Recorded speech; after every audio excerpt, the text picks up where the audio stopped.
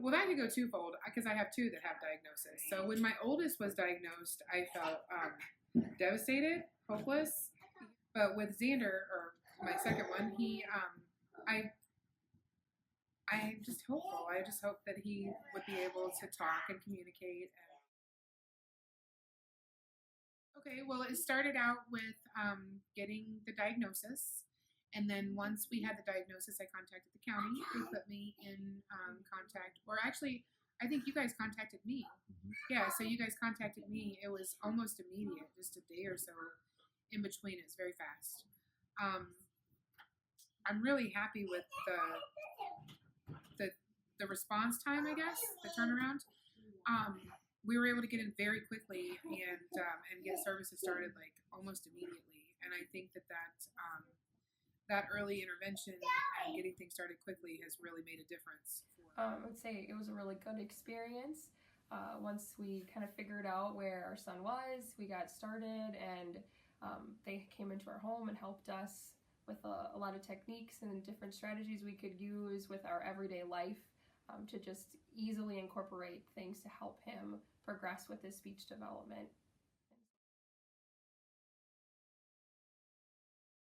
It was mostly me that decided what we're going to work on based on things he was struggling with on a regular basis. But once he got that communication, we were able to let him direct on what he wanted to work on and what he wanted to play with. Every time they came, it was offered a lot to what do we want to work on? Is there something, that we were kind of struggling with the past week? But ultimately, we kind of left it up to our son a lot to guide because he wasn't always very structured. So if there wasn't something he was interested in, we used that, and it was kind of a benefit to us because if he was interested in it, then I knew he was going to continue to play with it as the week went on. So it was very much kind of our decision as to what we were working on each week. The visits were very flexible to what we had available and kind of what we had going on in our schedule. Scheduling was really flexible. We both got out our calendars and kind of looked at what would work. They went to our daycare provider also, which was nice because then she got to have some tips about kind of how she could help him and how the other kids could play with him better. A lot of the stuff we had in our own home that was beneficial because it was stuff he was more comfortable with, stuff he was more familiar with, and kind of already had an idea on, what to do with that. So it was easier. So I can use it and teach him and do what he was doing and learning when you guys were here can be implemented into our daily routine and lives.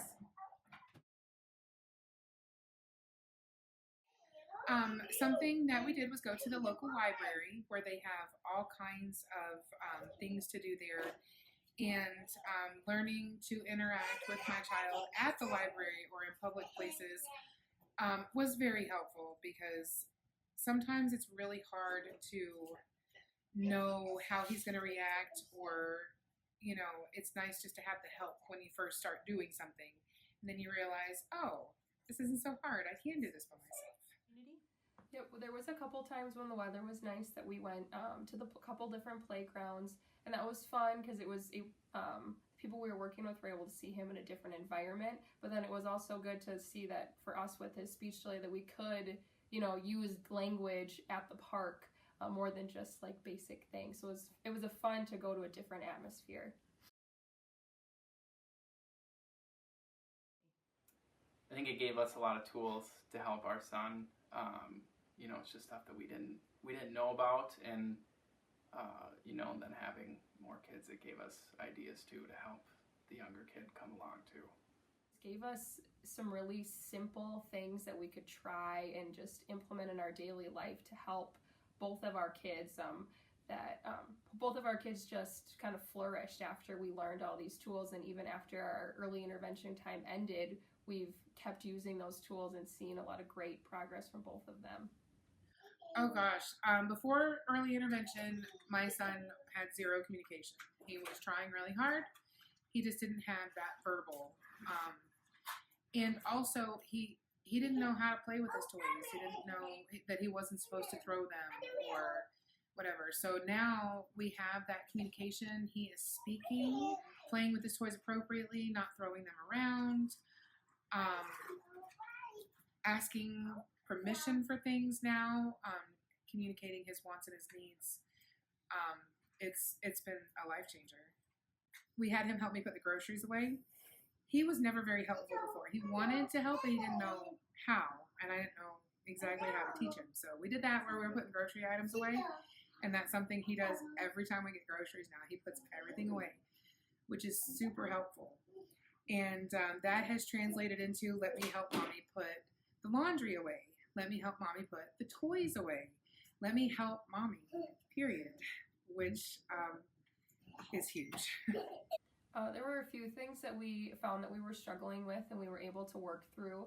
A big one was kind of our bedtime routine and getting him to sit down and look at books and then go to bed in a reasonable amount of time. And, we kind of worked through a step-by-step process to get there, and now he does go to bed pretty easily.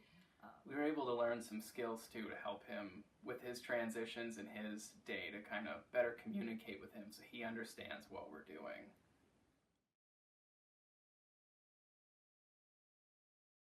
Me thinking, okay, it's an issue. He throws the toys. Like, I don't know how to get him to stop throwing the toys.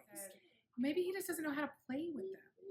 And so it was a process of teaching him how to play with his toys. And it was like, why would he know how to play with those things? But it's so common for me to think about, I look at a car and I know how to play with it. He looked at a car and he loves cars, but he didn't know what to do with it. So he was excited and he would throw it. And to me, that's not okay. But he was excited about it. So we taught him how to play with it. And now he knows how to play with cars. Sparked that knowledge in him that he knew that everything had a purpose. It wasn't just there just to be there. And so he started exploring things and trying to figure out what am I supposed to do with this? Say a lot with just like playing at our house, and they would say like, oh, ask this, or they would even model it what they were going to do, and I'd be like, oh my gosh, why didn't I think to ask that question like that, or why didn't I think to keep the puzzle pieces and then make him ask for them? Just simple things that I never even thought to do.